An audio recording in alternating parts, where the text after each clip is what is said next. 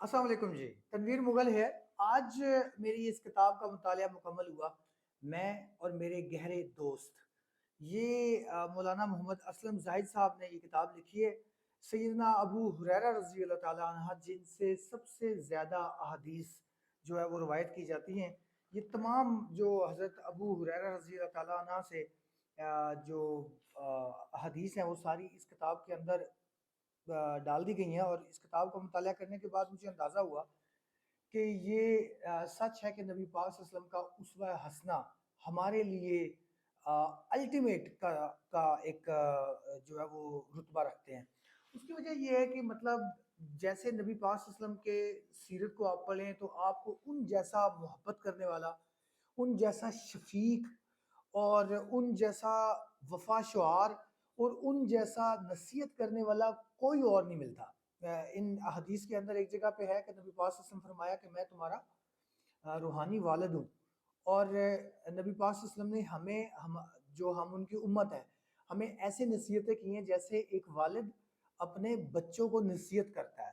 کہ کس چیز میں نقصان ہے یہ چیز تم نے نہیں کرنا ہے، کس چیز میں تمہارا فائدہ ہے وہ چیز تم نے کرنی ہے۔ تو جس طرح اللہ نے بھی نبی پاک صلی اللہ علیہ وسلم کو رحمت للعالمین کا خطاب دیا، یہ سچ ہے کیونکہ نبی پاک صلی اللہ علیہ وسلم نے جس طرح اپنی امت کے لیے محبت اور رحمت اور جس طرح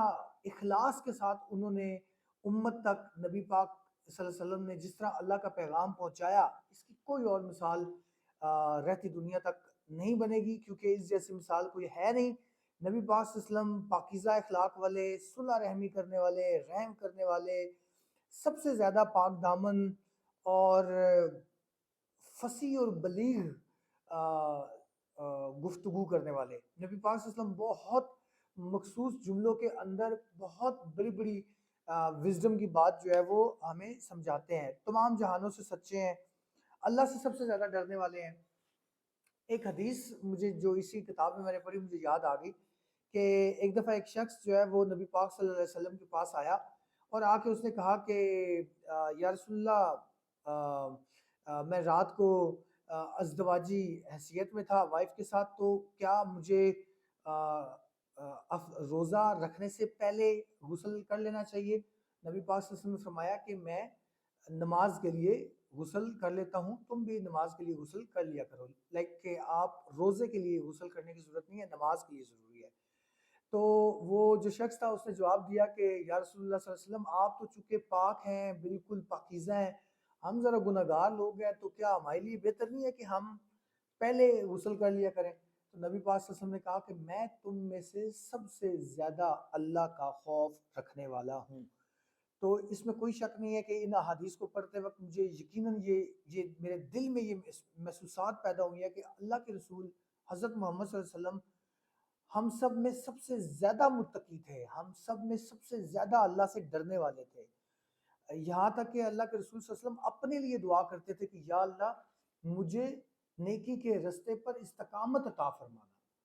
تو نبی پاک صلی اللہ علیہ وسلم اگر اپنے لیے اللہ تعالیٰ سے نیکی کے راستے کی استقامت مانگ رہے ہیں اور اللہ تعالیٰ سے یہ دعا کر رہے ہیں کہ یا اللہ کہیں اگر میں نے کسی انسان سے غصہ کر دیا ہو یا کسی کو کچھ میں بھی انسان ہوں، اگر غصے میں کسی کو کچھ کہہ دیا ہو تو یا اللہ میرے اس غصے کو بھی اس کے لیے بھلائی بنا دینا اور اس کے لیے نیکیاں لکھنا۔ اتنے رحیم اور اتنے کریم اور اتنا اللہ سے ڈرنے والے۔ تو میرے خیال ہے جی یہی وہ تعارف ہے جو نبی پاک صلی اللہ علیہ وسلم نے اللہ تعالیٰ کا ہمارے ساتھ کروایا ہے، جو ریلیشن شپ اللہ تعالیٰ کا نبی پاک صلی اللہ علیہ وسلم کے ساتھ تھا ایز اے رب، اور نبی پاک صلی اللہ علیہ وسلم کا ایز اے بندہ۔ نبی پاک صلی اللہ علیہ وسلم نے بندگی کرنے کی جو مثال قائم کی ہے اس کی کوئی اور مثال نہیں ہے، اور ہمارا اس زندگی کے اندر جو مقصد ہے وہ مقصد ہی بندگی ہے کہ ہم اللہ کی بندگی کریں، اور جو چیزیں اللہ تعالیٰ نے ہمیں کرنے کو کہی ہیں وہ ہم کریں خوش دلی کے ساتھ، اور جو چیزیں جن چیزوں سے اللہ نے ہمیں روکا ہے ان چیزوں سے ہم رک جائیں۔ میں نے پرسنلی میں یہ ایک ایگزامن کیا ہے کہ جتنی بھی چیزیں اللہ تعالیٰ نے ہمیں کرنے کو کہی ہیں وہ ساری کی ساری کنسٹرکٹیو چیزیں ہیں، اور جتنی چیزوں سے اللہ نے روکا ہے وہ ساری کی ساری ڈسٹرکٹیو چیزیں ہیں، ٹھیک ہے؟ تو اس لیے اس سیرت کا مطالعہ کرنے کے بعد میں تو سمجھتا ہوں کہ اللہ کے رسول صلی اللہ علیہ وسلم کی جو محنت ہے، جو کوشش ہے، جو آ کے انہوں نے جس مطلب جدوجہد سے یہ پیغام ہم انسانوں تک پہنچایا، یہ اب ہم پر فرض ہے کہ اس پیغام کو سمجھیں اور باقی دنیا تک پہنچائیں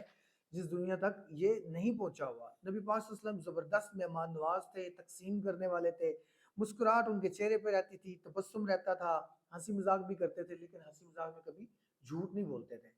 ٹھیک ہے، پختہ امانت دار تھے، اللہ تعالیٰ کا پیغام پہنچانے والے تھے، صادق و امین تھے، قربانی کرنے والے تھے، اور ان کو کوئی بھی تحفہ، کوئی بھی غریب شخص ان کے پاس آ جائے، ان کو کچھ بھی تحفہ دے وہ تحفہ قبول کرتے تھے۔ اور اما عائشہ صدیقہ رضی اللہ تعالیٰ نے فرمایا، اور ابو ہریرہ رضی اللہ تعالیٰ نے بھی اسی طرح کی روایت کی ہے کہ جتنی بھی چیزیں اللہ کے رسول صلی اللہ علیہ وسلم قبول فرما لیتے تھے تحفتاً ہدیتاً، تو اس سے بڑھ کر واپس دیا کرتے تھے۔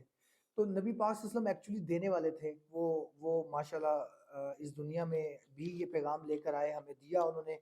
اور زندگی کے ہر شعبے کے لیے انہوں نے ہم سب کے لیے ایک ایسی روشنی جو ہے وہ متعین کیا ہمارے لیے کہ ہم اپنی زندگیوں کو کنسٹرکٹیو، بہتر کامیابی کی طرف اگر لے کے جانا چاہتے ہیں، دنیا کی کامیابی، آخرت کی کامیابی نبی پاک صلی اللہ علیہ وسلم کی سیرت کے اندر ہے۔ اللہ تعالیٰ اس سیرت کو ہمیں پڑھنے، سمجھنے اور اس پر عمل کرنے کی توفیق عطا فرمائے۔ بہت شکریہ۔